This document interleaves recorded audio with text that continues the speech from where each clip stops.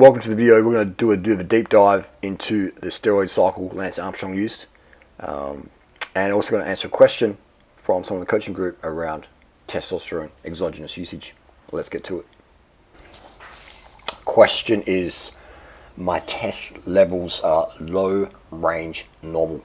Would you recommend someone take 100 milligrams of test a week to help with running, cycling? I'm a 42-year-old male triathlete, and would you cycle that or do it year-round? Okay, so let's answer this question. Fantastic question. This is from the durianrider.com coaching group. Now, why would you listen to me? I'm age 46. I've had extensive usage of anabolic and androgenic steroids, both prescription grade and UGL. For the last 9 years, I've been dabbling and experimenting with these compounds on and off. So, and I've talked to thousands of athletes over the last few decades about PEDs and their experiences, etc. This is a deep dive question. So I don't know this person's lifestyle. I don't know their goals, other than would you recommend tests to help with running and cycling performances? 100 milligram.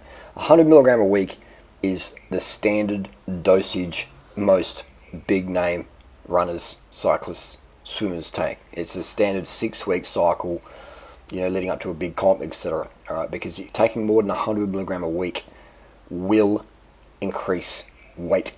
All right, and if you're a runner or a cyclist, increasing weight is, for the 99.99% of cyclists and runners out there, is going to be a bad thing. All right. Most cyclists are looking to lose weight. Most runners are looking to lose weight. So using anabolics is just going to make you gain weight. So I would look at your blood tests. You say your test levels are low range normal. It's more about hemoglobin, to be honest. All right. The most important thing out there is red blood cells, hemoglobin. All right. Because you can have really high testosterone, but be sort of pretty low hemoglobin. All right. Some people get a real, boost in red blood cells from using anabolics. I'm one of those people. My hemoglobin goes up to 180, 190 on a 150 milligram a week test with some tren, debol, decol, all those other things. All those things really stimulate the red blood cell production for me. But that's not everybody. Okay. So for me, using testosterone is like using EPO. I've never used EPO. I've got friends who have used it. The reason why I haven't used EPO is not because it's not hard to get, and it's very, very cheap and it's easy to get. But I've always, since using anabolics, my hemoglobin goes up. So I'm like, why would I dabble in EPO and shut down my own, EPO cycle myself in my bone marrow? It doesn't make any sense to me. I wouldn't use it. Now, if I was a pro cyclist, made a different story for sure. That's what you got to do if you want to be, if you want to keep your contract and perform, then that's just what's done. Otherwise, you're quickly replaced. Especially today, the level is just so high today. You got these guys in their 20s winning the Tour de France and stuff. Like, the level is just next level, literally, pun intended. So, I would tell this person not to use anabolics, all right? Because I would say, well, what's your hemoglobin at? What's your B12 at? What's your iron at? Like, let's tweak your iron. Let's look at your hemoglobin first. All right. If your hemoglobin's low, then let's look at your B12 and your ferritin levels. Okay. Why would we use testosterone and shut your cycle down, your natural cycle of endogenous testosterone? Why would we shut that down by introducing some exogenous T to boost hemoglobin, when we can just boost hemoglobin with B12 and iron supplementation? All right, why? So that's what I'd recommend. Now, people are like, I eat meat. I don't have any problems with iron. It's like, yeah, man, I know. I've met a lot of meat eaters who have low iron. All right, and I know people who've had strokes from eating meat to increase iron. I've got a mate from back in the '90s, late '90s. He had sort of relatively low iron. He wasn't a vegan. And the doctor said, eat more red meat, and he did, and then he had a stroke, a bad stroke, a life-changing stroke, okay? So if you've got low iron, don't eat meat to boost it. Take some iron pills, okay? Iron pills won't give you a stroke, but eating meat can, and does, okay? It's crazy that people, the doctors out there recommending stuff like that. It's just dangerous advice. Anyway, but hey, that's what doctors make money on. Sick people. They make money off sick people. So if you have a stroke, doctors, they make money on that. If you have problems, they make money on that, okay? Healthy people don't make much money for doctors and co, okay? I'm not against doctors, I'm just saying you got to be your own, you got to use logic and critical thinking when it comes to your own health. So I'm going to say don't use the test, all right? Don't use the test. Let's leverage natural methods first, okay? So I would recommend this person go and do a blood test. I'm assuming they already have. Let me know what's your hemoglobin level at, okay? And now let's look at things like what time do you go to bed, all right? You're going to bed at 11 p.m.? You're going to bed at like 9:30 p.m.? That's way, way too late to go to bed if you want your best life performances. That's way too... I've been going to bed last few weeks here on and off like 7:30 p.m. And it makes a world of difference. And I went to bed the other night at 9:40 p.m. and then did time trial next day, and I was like, damn, it's like just 7:30 p.m. versus 9:30 p.m. It makes a huge difference. And I've got currently this week I've got exogenous hormones, testosterone, in my system. All right, so if I was a full natty bra athlete this week, it would make an even bigger difference. All right, when you're running exogenous testosterone, sleep is still critical, but it's not as critical because you just recover better from the hormones. So, but why take hormones, and have those complications and stuff when you can just do it naturally? That's what that's why I can speak with such conviction, because I've used these compounds. I've used these compounds, and I've been Mr. Natural. Okay, that's why my opinion, which is based on personal experience, carries so much more weight than someone who just studied books about it. Okay, because I've actually done it. Like I'm here in the Philippines today. My experience here in the Philippines carries weight versus someone who's just read what Philippines is like. And I'm based on other people's opinions. I'm here now. I know exactly what the deal is here. So let's look at what time you go to bed. Let's look at, are you eating enough carbohydrate? You're eating enough carbohydrate because you're satisfied. You're like, okay, I have my... I crave pizza, I eat pizza. I crave rice, I eat rice. I crave fruit, I eat fruit. I crave sugar, I eat sugar. I keep everything low fat because I don't want to increase my body fat. Things like that. What about training? Are we overtraining? Are we using stimulants? Are we waking up tired and going, fuck, man, I've got to do this workout because this is what the coach prescribed me. I'm so tired though. I had some shit with the wife and the kids. Let me have some coffee. Let's wake up. If someone's waking up and needing to use stimulants to get the day going, I'm like, man, stay in bed. You need more rest, okay? You need more, and this is where I lose so many people. They're like, no, unsubscribe, no, this guy's crazy. Because people don't want to give up their drugs, man. Right? They don't want to give up their drugs, the caffeine and stuff. Now, there's a place for stimulants, all right? I'm not anti-stimulant, but I'm anti-daily stimulant for sure. I'm anti-using stimulants to mask fatigue. People are like, what? That's the only reason why I use stimulants, because I'm so tired, man. You need sleep, water, and sugar. The best time to use stimulants, that's when I use stimulants, is when I'm feeling super fresh, and I'm at 100%. I'm running at 100%, and I want to go 102%. All right, that's when I use stims, and a very, very low dosage. Very, very low dosage. Using stims every day is just going to affect your sleep cycle, and that's going to lower your testosterone in a bad way, okay?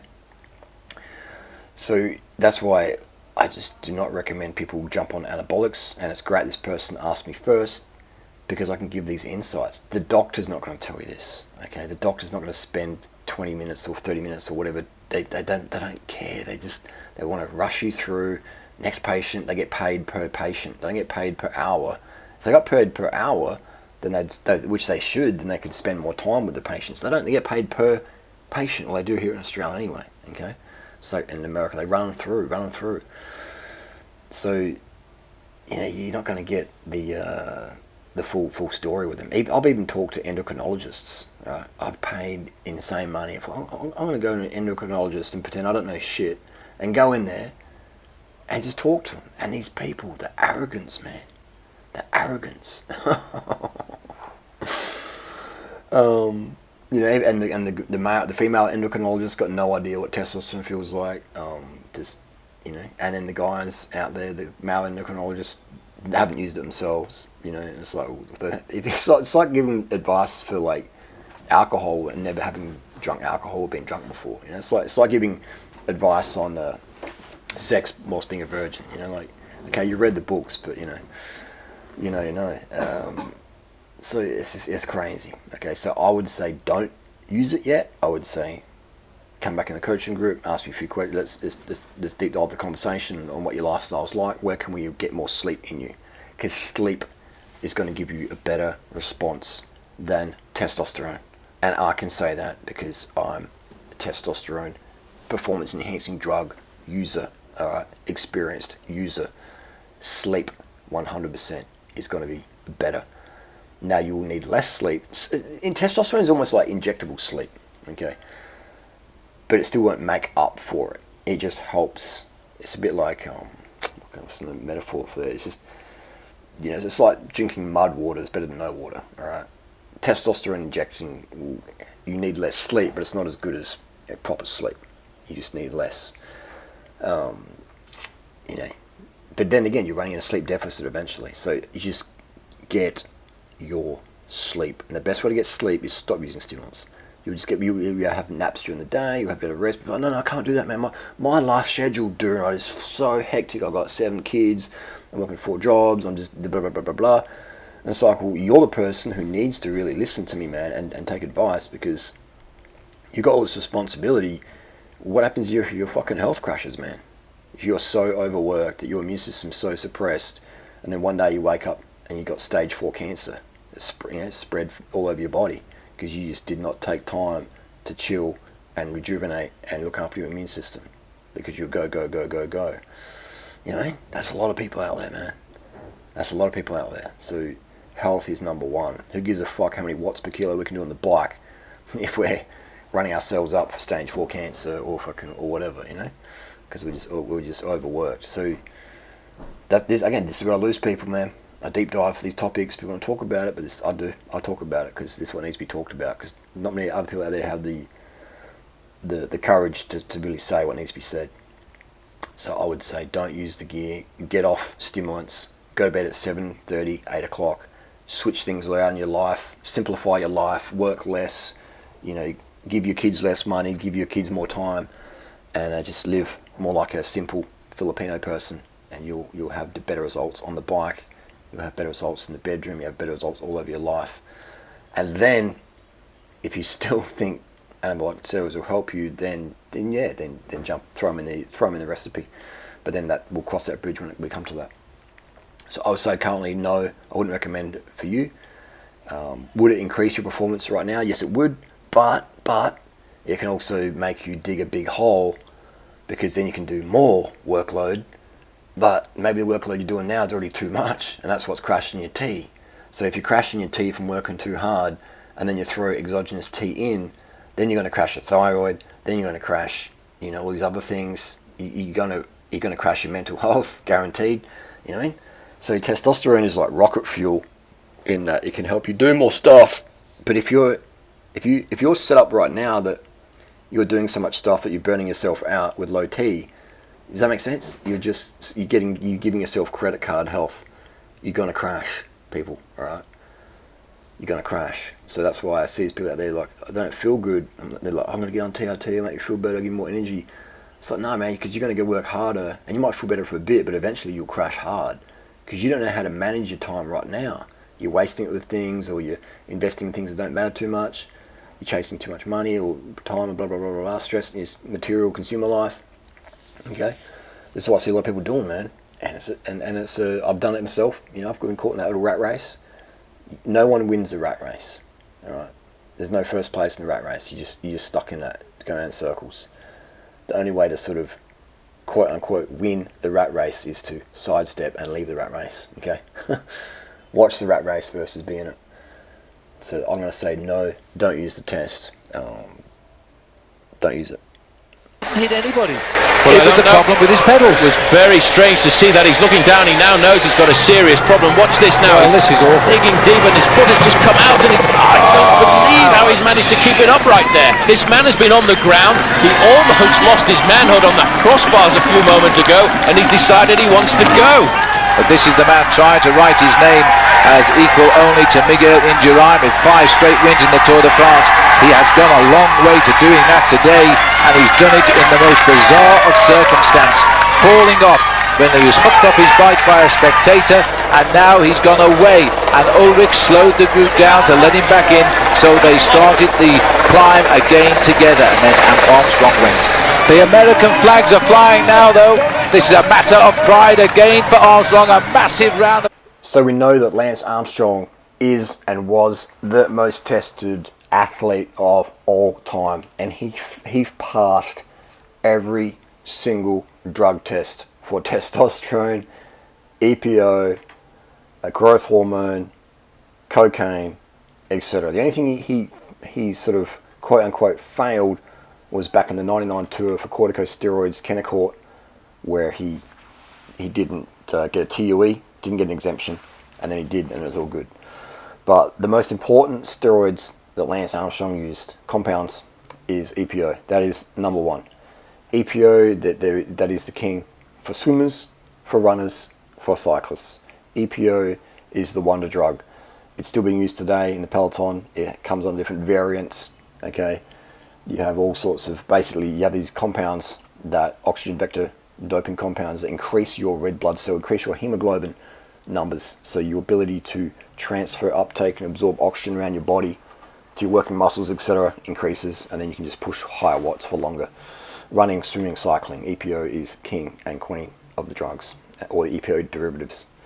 EPO, cluster group of pharmaceutical product, oxygen vector doping, red blood cell hemoglobin boosters. Okay, so that's number one. Testosterone is used in low dosages because testosterone will cause weight gain, and most runners and cyclists are not looking to gain any weight. All right, even if you see the sprinters, they're quite skinny in real life. If you've ever met like an Olympic 100-meter sprinter, they're in real life wearing normal clothing, they're quite skinny. They're very, very skinny. They're very lean, and they appear to be very muscular on the camera, on TV. But if you stand next to them in real life, like I have, you're like, wow, this person looks underweight. But then they take off their t-shirt or getting into training, you're like, wow, there's a lot of definition there. Okay, but their diameters are very small. They're quite light. They're quite skinny. They're quite frail looking in normal human clothing. Yeah, but obviously when they strip off, they look quite muscular. But in real life, they're very small. If you know, you know. Same pro cyclists. A lot of people are like, oh my god, look at those guys. They're so swole. Lance Armstrong's massive. Now I've ridden with Lance. I stood next to Lance. Like, the guy's sort of big for a cyclist, but he's quite small compared to the average, fat Australian, fat American. Okay, same with all the Tour de France riders. Philip Garner, all these guys. With normal clothing on, they look like a crackhead. I say this respectfully. They look like a crackhead from Manchester in a tracksuit. You put the average world-class cyclist or runner in a tracksuit, and they look like a crackhead at the train station at Manchester or Liverpool. If you know, you know. Okay. And that's not being disrespectful. That's just, these people are not big. They are very, very skinny, very, very slight in real world clothing. So the drug of choice is the EPO. Okay, so testosterone gives some mental benefits. It can help you sort of freshen up. The EPO does that too. The corticosteroids, one's called Kennecourt. I would say Cookie Man uses that as well. That is a drug that, I've never used it. I've used prednisone, but I've never used Kennecourt. It is like, prednisone or steroids. It is just a real, makes you feel superhuman from what I'm told. And what I've seen, But again, it's a very, very bad drug to use, Kennecourt, prednisone, because these things suppress your immune system, etc. So this is something you can't just fuffy around with. Testosterone is very, very safe. EPO, safe-ish, but again, it shuts down your natural EPO cycle, so that's not a really good thing as a cyclist or runner. But if you're shutting down your natural testosterone levels, that's not such a bad thing as a runner or cyclist, because it means you're going to lose weight. Right? The less testosterone, less estrogen you have, the lighter you'll be. So that's not always a bad thing for a cyclist. Now, the dosage that Lance Armstrong would take was very, very small. And you've also got to consider Lance Armstrong, he had a testicle removed with his cancer. They removed one of his nuts, so he was mono nut. And so he was producing a lot less testosterone than average. How much testosterone is he using? We don't really fully know, I guess, but based on Tyler Hamilton's account, it was quite a low dosage. Okay, quite a low dosage. And just looking at Lance Armstrong in real life, when he's standing next to normal people in those interviews, he is very, very frail looking. For a cyclist, though, at 178 centimeters and around 72, 76 kilos, he's bigger because he's just naturally a more muscular guy. Just one of those guys who's naturally more muscular. You look at his legs and stuff like that, versus someone like Bolocki or Heras, or Jonas Vingegaard, those guys who are naturally slimmer, less muscular. Lance Armstrong's more like a Wout van Aert, Matthew van der Poel, in that sort of bigger musculature, just naturally. So this doping cycle is basically explained. So testosterone is not that important. Yes, it's used, but very, very low dosages, under 100 milligram a week, which is, if you've ever used exogenous testosterone, 100 milligram a week, if you're training a lot, it doesn't do much. It doesn't change your physique at all, other than maybe a bit of weight gain long term. But again, it depends how lean you are already. Depends on your estrogen levels as well, because if your estrogen's high and you throw in 100 milligram test a week, your estrogen is going to skyrocket, and you're going to have a lot of, especially eating the standard Australian diet of meat and fats, you're going to have a lot of extra estrogen in your system, and you're going to have a lot of water retention, which is great if you're a powerlifter. But if you're a cyclist or runner and you can't handle all this extra bloat, you aren't going to be not going to be going as good as you could. That's the deal. That's the wrap up. EPO is king, always has been, always will be. Testosterone has its role, but it's not used in high dosages, under 100 milligram a week, and often for 6-week cycles, a few times a year max. Otherwise, year round, it's just, it can just cause too much weight gain.